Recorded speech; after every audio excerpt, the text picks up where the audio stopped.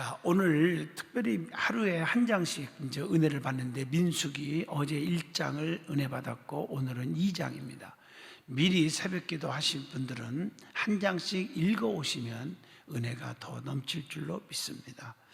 자, 오늘 민수기 2장은 교회와 그리스도 중심의 생활이라 하는 제목을 영적으로 줄 수가 있을 것입니다. 자, 오늘날 하나님을 모르는 불신앙인들은 물론이지만 많은 신앙인들까지도 삶의 중심을 잃어버리고 살아가는, 그렇게 살고 있는 사람들이 많다는 것이 오늘의 현실입니다. 자, 그들은 세상 풍속을 따라 부하내동하면서 무엇이 옳고 그른 것인지 분별하지 못하고 신앙의 중심을 잃어버리고 살아가고 있다는 거죠. 자, 이것을 극복하기 위해서 우리는 어떻게 해야 되겠느냐는 것입니다. 자, 첫째가 오늘 본문 민수기 2장 1절로 2절입니다. 하나님께서 주신 그 명령에 순종해야 하는 것입니다. 자, 이스라엘 백성이 출애굽을 하고 계속 광야에서 살아갈 수 있었던 것은 무엇 때문이라고 생각합니까? 이스라엘 백성들이 똑똑하거나 신앙이 좋아서가 아닙니다.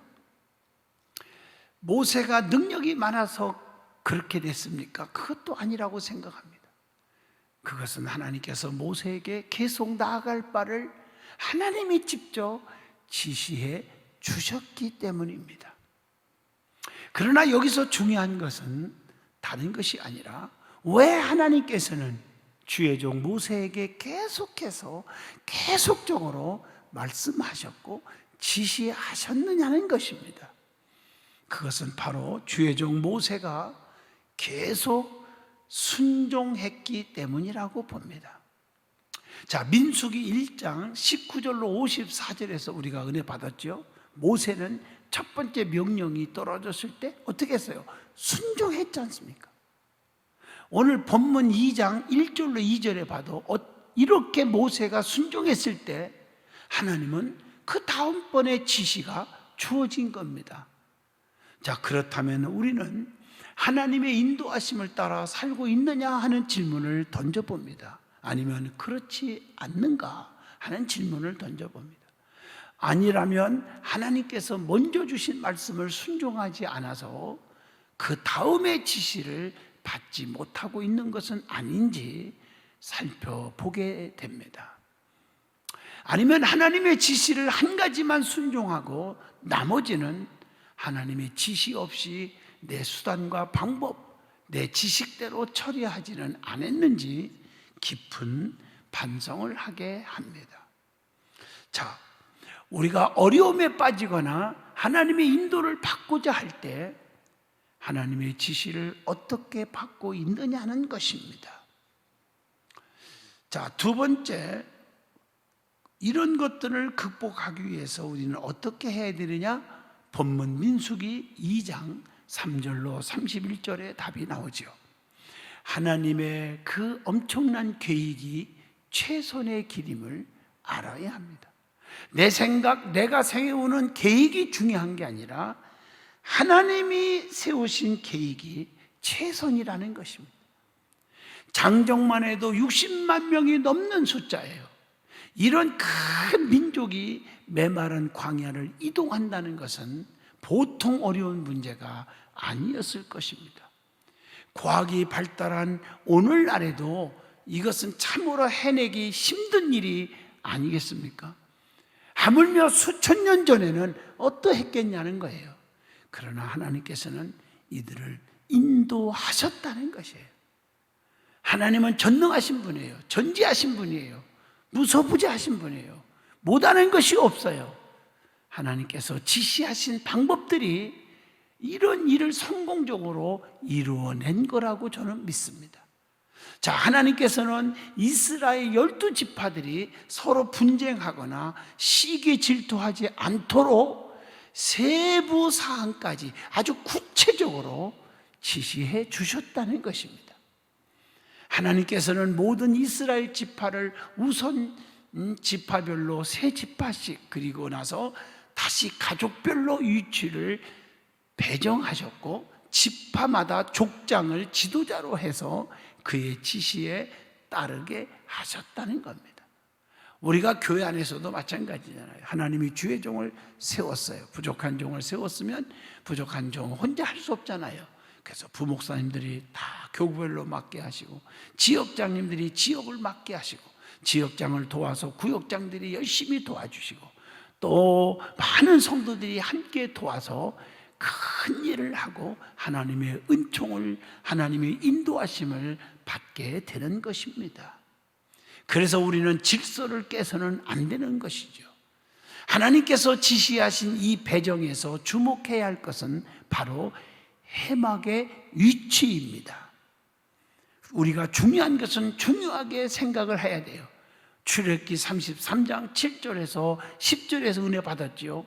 이 해막은 바로 하나님의 임재의 상징이라는 것입니다.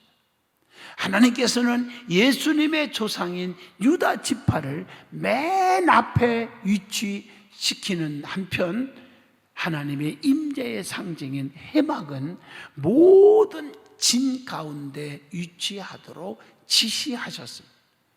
이것은 우리 신앙인들의 삶 속에 무엇이 가장 중요한 것인가를 말씀해 주고 있는 것입니다. 하나님께서는 원하시는 신앙의 삶을 보여주고 계신 겁니다. 자, 요한복음 15장 4절을 봅니다. 내 안에 거하라, 나도 너희 안에 거하리라. 가지가 포도나무에 붙어있지 아니하면 스스로 열매를 맺을 수 없음 같이 너희도 내 안에 있지 아니하면 그러하리라 라고 말씀합니다.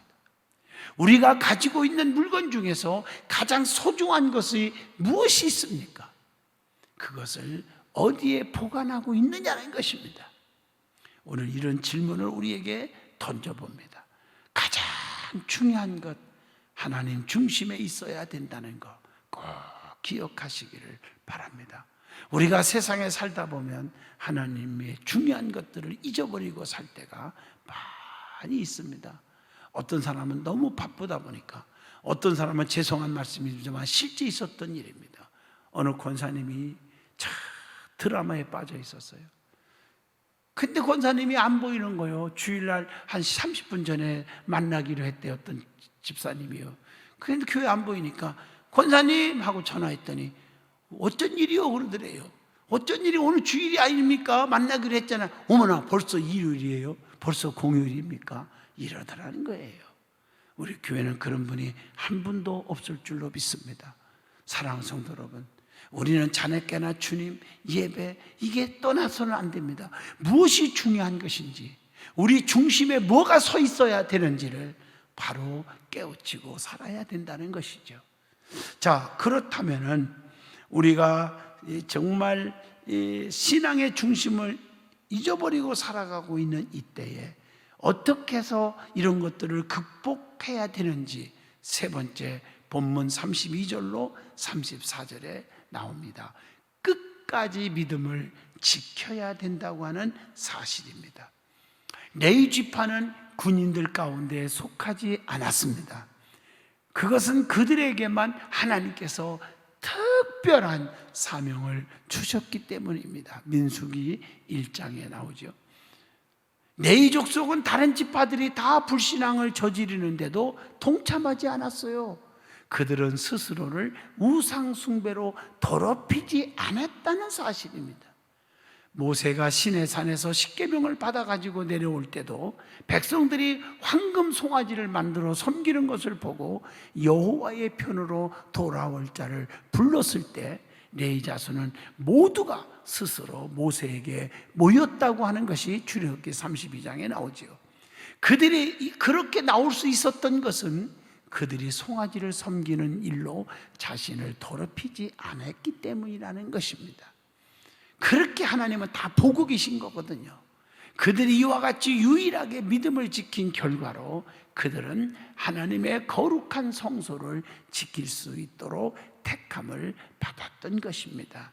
신앙의 순수함을 지키다 보면 때로는 고통이 있지만 때로는 달콤한 유혹일 수도 있지요. 이스라엘 백성들은 쳐들어오는 아멜렉은 물리쳤지만 자신들의 마음속에서 일어나는 신앙의 적은, 신앙의 우리를 방해하는 적은 적이라고 그러죠. 적은 물리칠 수 없었던 거죠. 이처럼 오늘날 대부분의 우리의 신앙의 적은 바로 이런 것들이라고 봅니다. 이 속에서 우리는 신앙을 반드시 지켜 나아가야 할 것입니다. 자, 그렇다면 현재 가장 물리치기 어려운 죄는 어떤 것이 나에게 있습니까? 왜 이것을 이겨내기 힘듭니까? 라는 질문을 던져봅니다. 이스라엘 백성들은 하나님의 말씀대로 순종했을 때 살아남았지만 그렇지 않았을 때는 하나님의 징계를 받았다는 사실을 기억해야 합니다. 이런 이스라엘 백성의 교훈을 거울 삼아서 참 믿음으로, 참 신앙으로 내 족속과 같은 신앙인이 되어야 할 것입니다. 우리는 구별되게 산다는 것, 하나님의 백성은 구별된 백성임을 깨우치기를 바랍니다. 기도합니다. 거룩하신 하나님, 오늘 민수기 2장을 통해서 은혜 받게 하심을 감사합니다. 이 말씀이 우리의 삶의 도전기가 되게 하여 주시옵소서. 예수님 이름으로 기도합니다. 아멘.